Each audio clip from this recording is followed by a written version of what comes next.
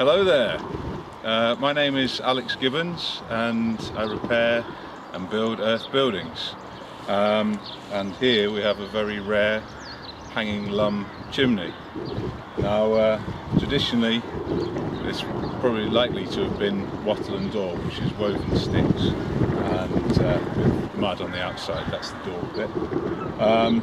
But this one was restored in the 1990s, and as you can see we've got cleft oak staves and then lats on the outside.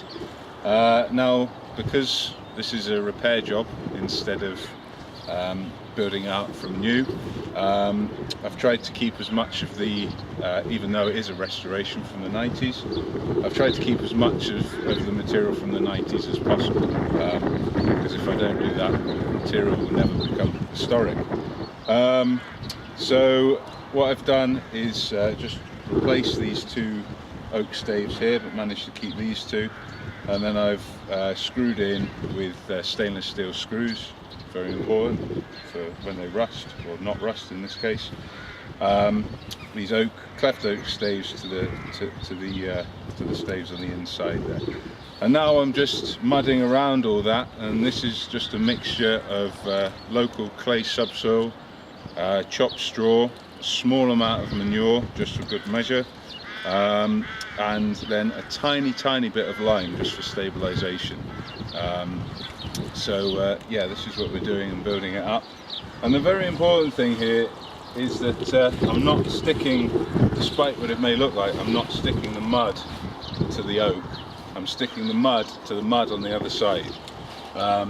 So basically, as I work my way up, you can push it through the gaps in the lats, and then kind of sculpt it around on the inside. And obviously, building chimneys out of timber in this way, you may think is not the best way to build a chimney, and you'd probably be right in our modern world.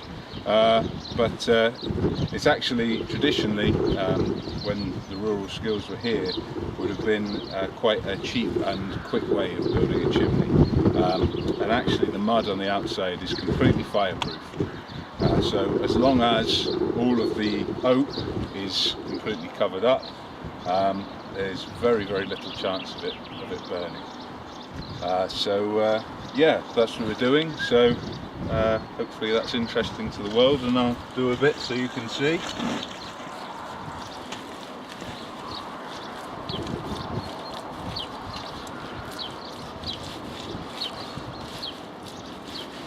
Now I'm applying this by hand, but you could also apply it with something called a daubing fork, which I have here, which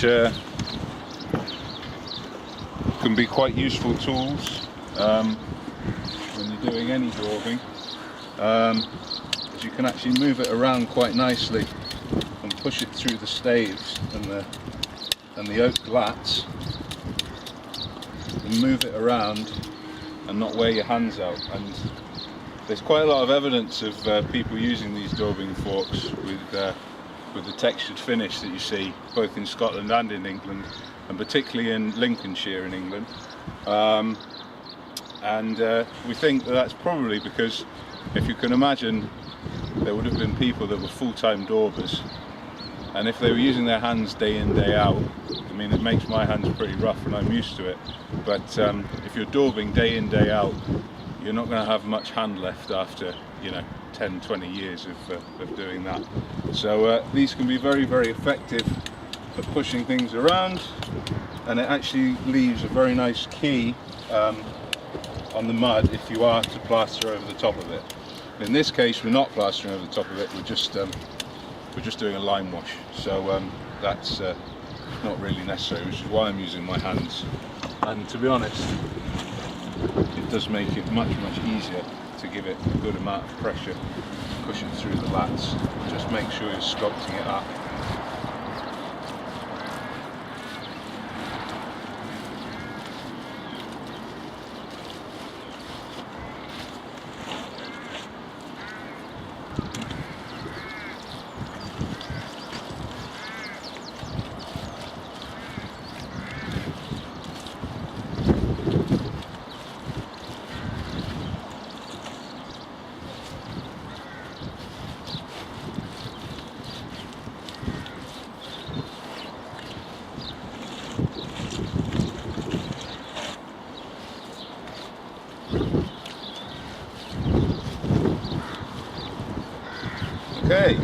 So there we go. That's a hanging lum chimney. Very, very rare, and feel very lucky to be able to work on this one, particularly on the one sunny day that we've had this spring. So yeah, thanks for watching.